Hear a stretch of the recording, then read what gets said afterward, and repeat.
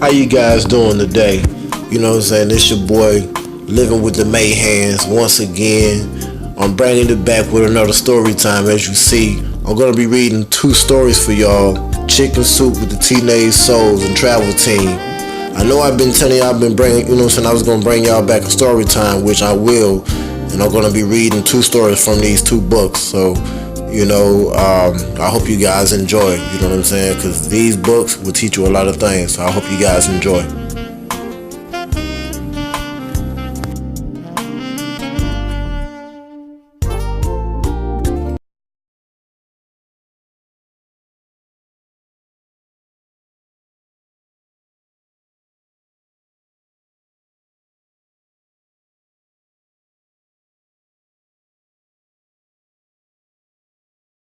Yo, what it is, YouTube? Your boy back again, you know what I'm saying, with another story time. I know I told y'all that I was going to be doing it, and I just been, procrastinating, holding off, just been doing a lot lately, you know what I'm saying? But don't worry, man, your boy got y'all. Like I promised y'all, I was going to bring y'all some stories from the two books I thought I was going to read. This one here, Chicken Soup for the Teenage Soul 2.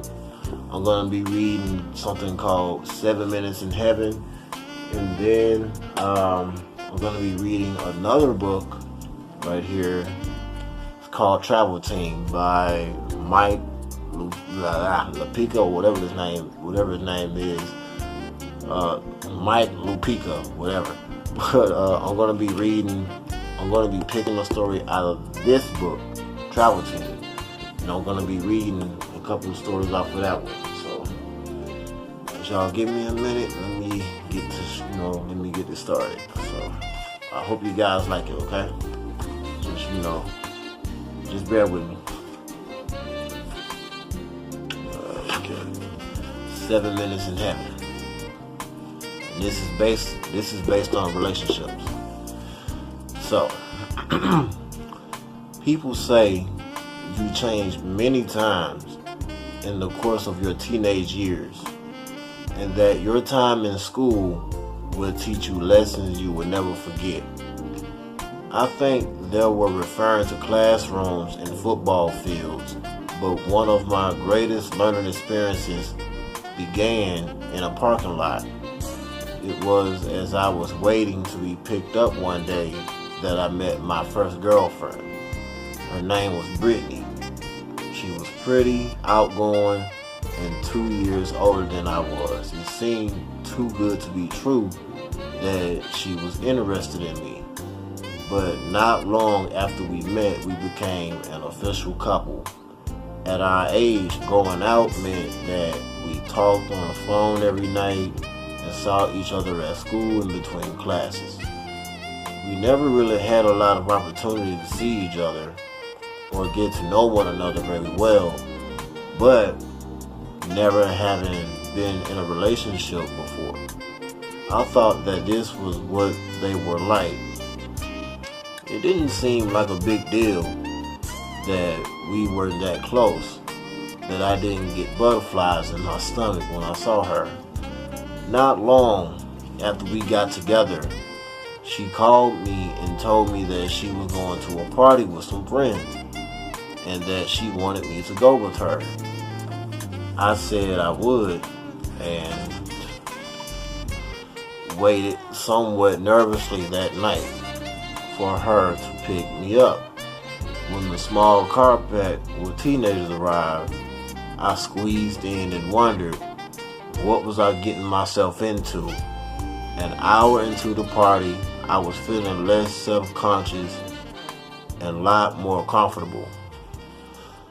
Though the people at the party were all older than me, they were people I knew or had seen around school. It all seemed innocent enough. We just sat around eating popcorn, watching a movie, and having a good time until the movie ended. Someone suggested a game of spin the bottle, and my heart began to beat a little faster. It can't be that bad, I thought to myself. It's just kissing, even if it's in front of a bunch of other people. But After a while, some people want to take the game a little further. I heard somebody say, 7 minutes in heaven, and everyone answered, yes, with knowing smiles. I had no idea what it was and looked at Brittany for help. But she smiled and agreed that it was a good idea. After the first few couples spent their 7 minutes in heaven, I figured out what the object of the game was. Going into a closet and kissing. My stomach flip-flopped. I felt dizzy as I waited for the inevitable when it would be my turn with Brittany. I was scared. I had no experience with this kind of thing, and I was about to jump into it head first. With a girl 2 years older than I was, I didn't know what she expected or what would she tell the other kids when we got out. I could see a sad reputation of being a lame boyfriend looming into the near future. I really didn't have a lot of time to think about it because our turn came and Brittany pulled me after the closet. As it turned out, she was an experienced kisser. I didn't have time to think or react. She just kind of took it over. I was relieved and glad it was over. When she took me home later, neither one of us said much. I don't know what she was thinking about, but I was still trying to let everything sink in. It wasn't as much fun as I had thought it would be. There was no romance or feeling in it. It was never talked about, but in the weeks that followed the party, my relationship with Brittany slowly ended. As I returned to doing normal things with kids my own age, I thought it was strange that I didn't feel sad about it. It was almost a relief to not have to worry about another party or a situation when I would feel out of my league. I was at the beach with some friends several months later when I started talking to a girl. As we talked, I realized I was strangely happy just listening to her and watching her smile while she told me about her life. There was something about her that made me enjoy just being with her with no thoughts of what that meant. I knew I wanted to see her again, so we planned to meet the following week. Same time, same place. I was completed comfortably as we sat on a blanket that night, filling each other in on the events of the long week that proceeded with our reunion. We sat next to the bonfire and laughed suddenly. I wanted to kiss her, and I did. A pure, sweet, innocent kiss. One that made me feel warm and happy inside. And although it was nowhere near 7 minutes, it was definitely a piece of heaven. And this is by Andrew Keegan, as told to Kimberly Kerberger. So, I'm going to be jumping into the next one for y'all. Hold on. Now, Travel Team by Mike Lupica. Y'all just bear with me. Like, I never read this book, so I had just got it like a year back. So y'all give me a sec, find you something to read.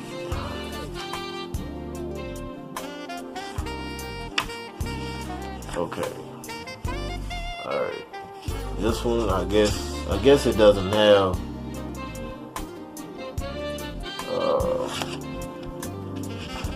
I guess it's called The Only Kid. He knew he was small.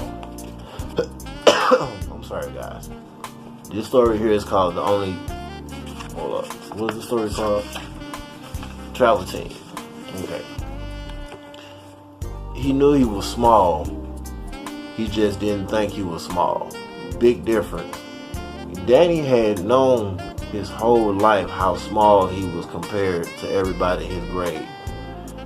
From the first grade on, how he had been put in front row, front and center of every class picture taken, been in the front of every line marching into every school assembly, first one through the door, sat in the front of every classroom. Hey little man, hey little guy. He was used to it by now. They had been studying DNA and science lately. Being small was in his DNA. He'd show up for soccer or little league baseball tryouts or basketball. When he had first started going to basketball tryouts at the Y, and there'd always be one of those clipboard dads who didn't know him or his mom or his dad, asking him, "Are you sure you with the right group, little guy?" Meaning the right age group. It happened the first time when he was 8, back when he still had to put the ball up on his shoulder and give it a heave just to get it up for a 10-foot rim. When he had already taught himself how to learn until the bigger kid guarding him, just because there was always a bigger kid guarding him, and then stepped back so he can get his dopey shut off. Alright. This was way back before he had even tried any fancy stuff, including the crossover.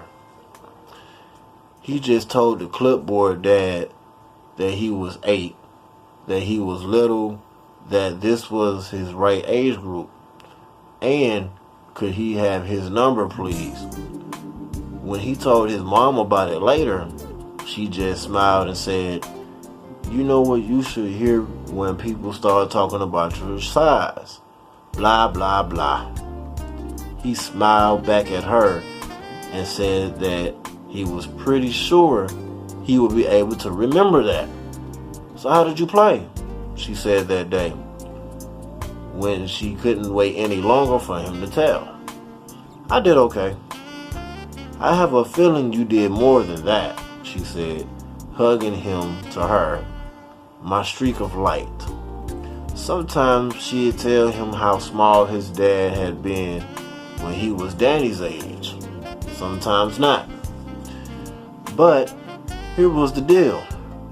When he added it all up, his height had always been much more of a stinking issue for other people, including his mom, than it was for him.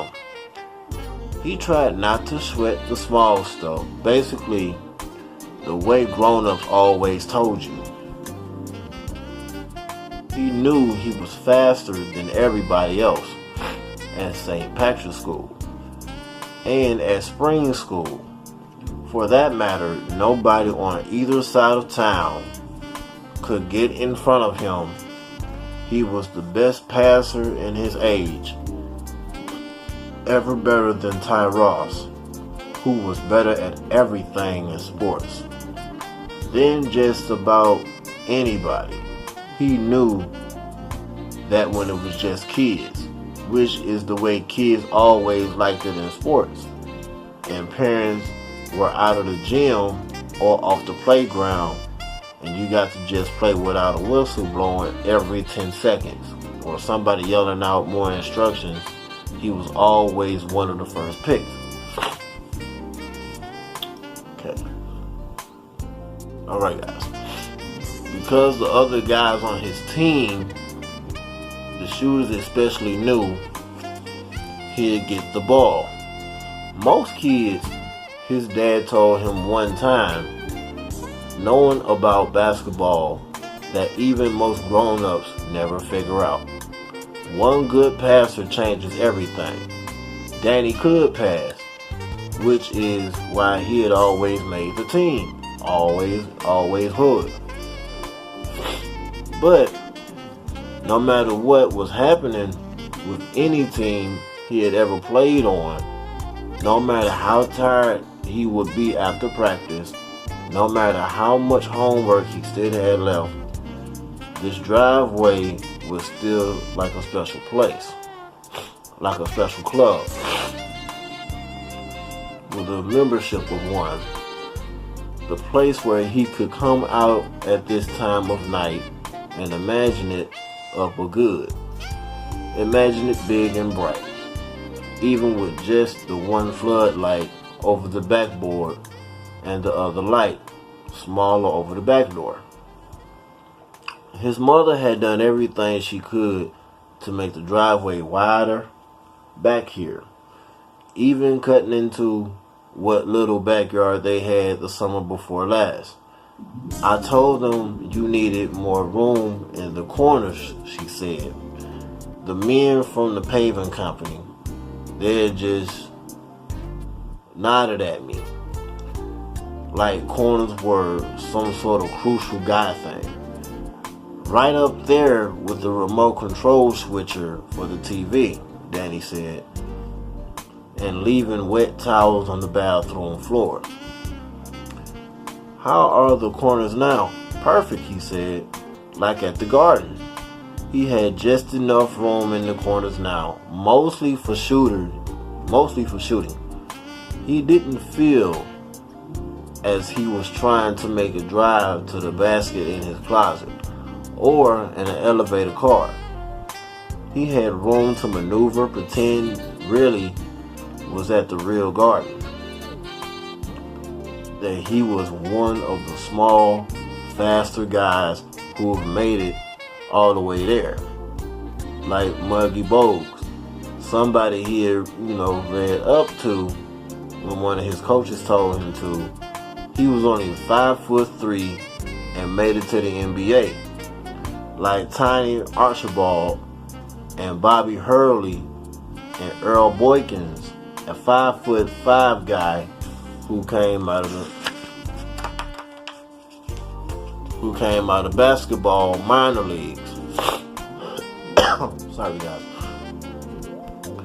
Another streak of light who showed everybody that more than size mattered, even in hoops. And of course, Richie Walker, Middletown's own. Danny would put chairs out there and dribble through them like he was dribbling out the clock at the end of the game.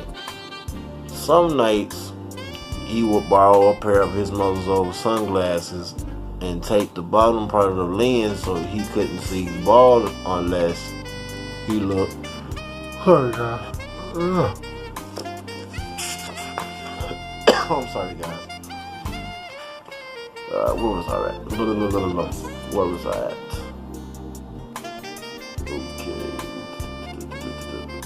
Okay. Look straight down on it. Sorry, guys. I've been kind of tired. This was back when he was first trying to perfect the double crossover. Before he even had a chance to do it right. His hands being too little and his arms not being nearly long enough. Sometimes he'd be so dog tired when he finished though, he would never cop to that with his mom. He'd fall into bed with his clothes on, nearly fall asleep that way. You done? She'd say when she came in to say goodnight.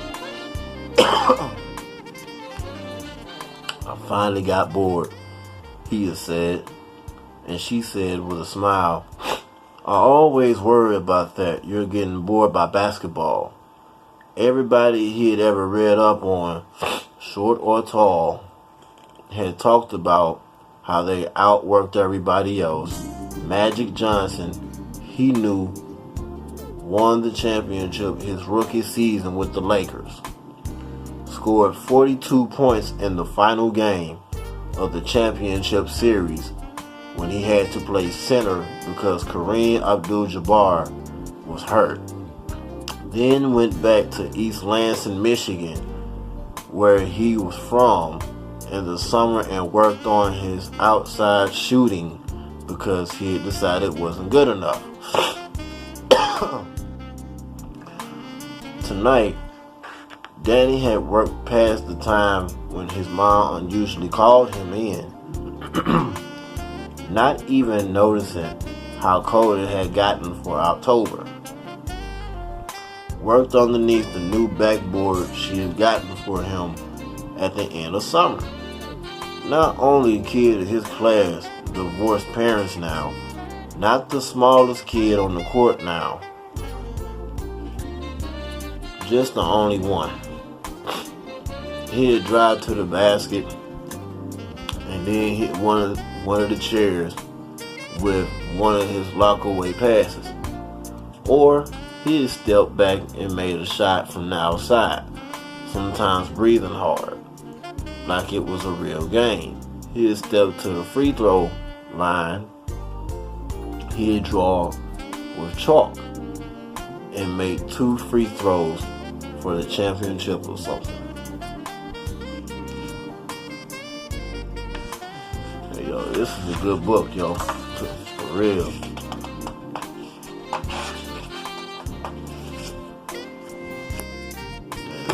That was the end of that one. This was called Travel Team. Can't tell you where I got this book from, because I don't remember myself where I got it from, but it was a good book. So, if you guys do have this book, and if you have any requests of what stories you want to hear from this book, put it in the comments. Like, share, comment, subscribe, and let me know what the next story you want to hear from this book. And I'm out.